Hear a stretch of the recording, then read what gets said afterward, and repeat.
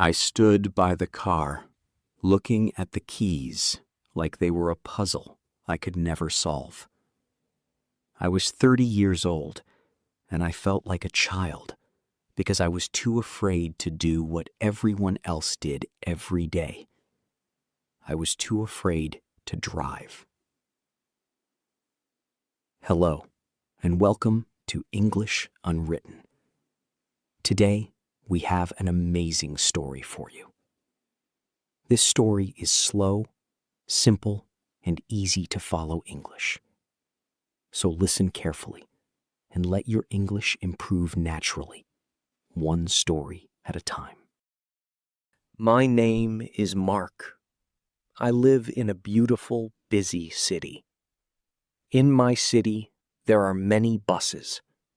There are many trains. There are many taxis. For a long time, I told myself, Mark, you do not need to drive. The bus is fine. The train is fast. Walking is healthy. But the truth was a secret. I was not walking because I wanted to be healthy. I was walking because I was terrified. When I sat in the driver's seat of a car, the world changed. The car felt too big. The road felt too narrow. The other drivers looked angry and fast. My heart would beat like a drum. My hands would become wet and cold. I felt like I could not breathe. For 10 years, I avoided the driver's seat. When my friends asked, Mark, why don't you have a license? I made excuses. I said, I care about the environment. I said, parking is too expensive. I was lying to them, and I was lying to myself. I was a prisoner of my own fear. Then something happened that changed my life. It was a cold winter night. My mother lives in a small house outside the city. There are no buses there. There are no trains there at night. My mother called me. Her voice was very small and weak.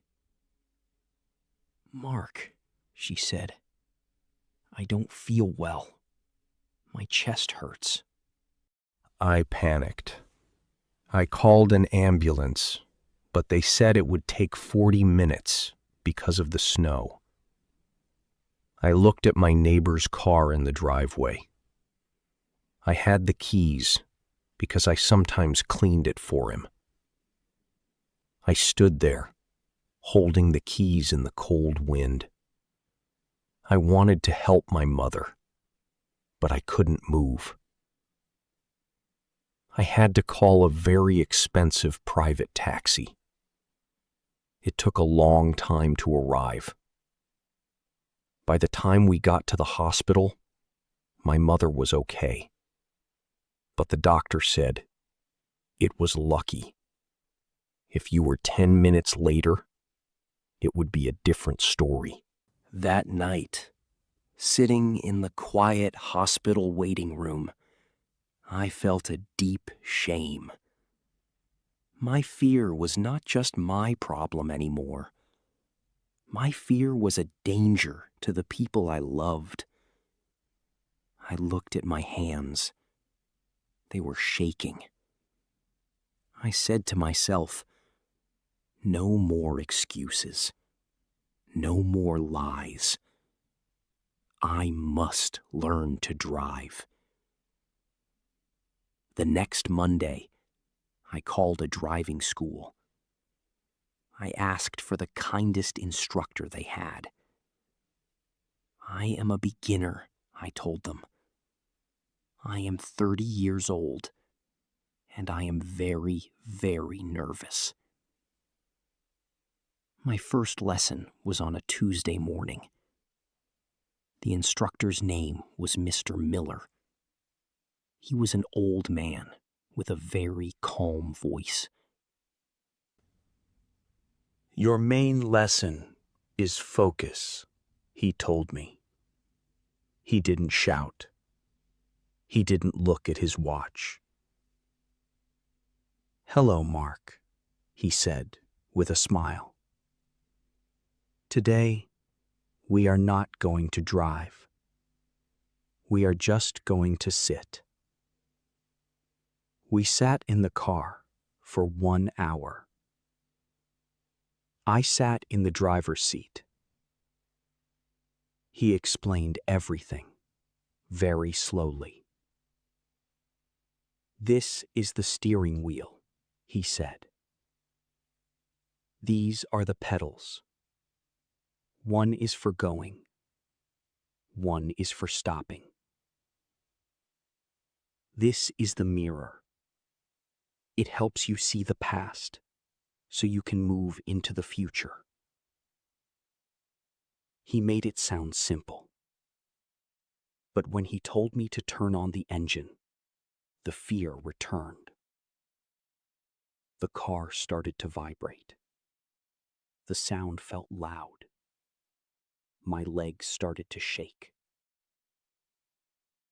It's okay, Mark, Mr. Miller said quietly. The car is just a machine. You are the boss. The boss does not fear the machine. For the first month, I was the worst student in the world. I made every mistake. I pressed the wrong pedal. I forgot to look in the mirror. I turned the wheel too far. One time, I almost hit a plastic bin on the side of the road. I wanted to quit every single day. After every lesson, I went home and cried. I thought, I am too old to learn this. My brain is not made for driving. But then, I remembered the invisible progress. I remembered that growth is quiet. Even if I felt like I was failing, I was learning how to fail better. I started a 5 a.m. routine. I woke up early and sat in my neighbor's car, just sitting to get used to the space. I practiced moving my feet from the left to the right. I told myself, nothing is free. If I wanted freedom, I had to pay with my time and my discomfort. In the second month, something changed. It was a very small change. I was driving on a quiet road with Mr. Miller. The sun was shining. I was moving at 20 miles per hour. Suddenly, I realized that I wasn't thinking about my hands. I wasn't thinking about my feet. I was just driving. I felt the wind from the window. I saw a bird in the sky. You are doing it, Mark, Mr. Miller whispered. I smiled. It was the first time I smiled in a car. I realized that my fear was like a wall. On one side of the wall was safety, but it was a small safety. On the other side of the wall was the whole world. I was finally climbing the wall. I started to practice more. I drove in the rain. I drove when it was dark. I practiced parking, which was my biggest nightmare. I failed to park correctly 50 times. But on the 51st time, the car went perfectly between the lines. I shouted for joy. Finally, the day of my driving test arrived. I arrived at the test center early. My stomach felt like it was full of cold stones. I saw the other students. Some were 18 years old. They looked confident. They looked like they were born to drive. I started to compare myself with other people. I felt old again. I felt slow. But then I closed my eyes. I remembered Mr. Miller's voice. The boss does not fear the machine. The examiner was a woman with a very serious face. She didn't smile. She held a clipboard and a pen. "Good morning, Mark," she said. "Please start the engine." The test lasted for 40 minutes. It felt like 40 years. I had to drive through the city. I had to drive on the highway. I had to do a 3-point turn. My hands were sweating, but they were steady. I looked in every mirror. I used my signals for every turn. When we returned to the center, she stopped the car. She began to write on her paper. The silence was very heavy. I prepared myself for bad news. I thought, it's okay. If I fail, I will try again. She looked at me, and finally, she smiled. "Congratulations, Mark. You passed. You are a very careful driver." I couldn't speak. I took the piece of paper, my license, and I held it like it was made of gold. I walked out of that building, and I felt like I was walking on air. I wasn't just a man with a license. I was a man who had defeated his oldest enemy. I went straight to my mother's house. I didn't take the bus. I didn't take the train. I borrowed my neighbor's car, and I drove. I drove slowly. I drove carefully. When I pulled into my mother's driveway, she was standing by the blue door. She saw me behind the wheel, and her eyes opened wide. She started to clap her hands. "You did it, Leo," she shouted. She sometimes calls me by my middle name. "You did it." That evening, I took my mother for a drive. We didn't go anywhere special. We just drove around the countryside. We looked at the trees. We looked at the sunset. For the first time in my life, the world felt big and open. I realized that learning to drive was not about the car. It was about the power of focus. It was about not giving up when things are hard.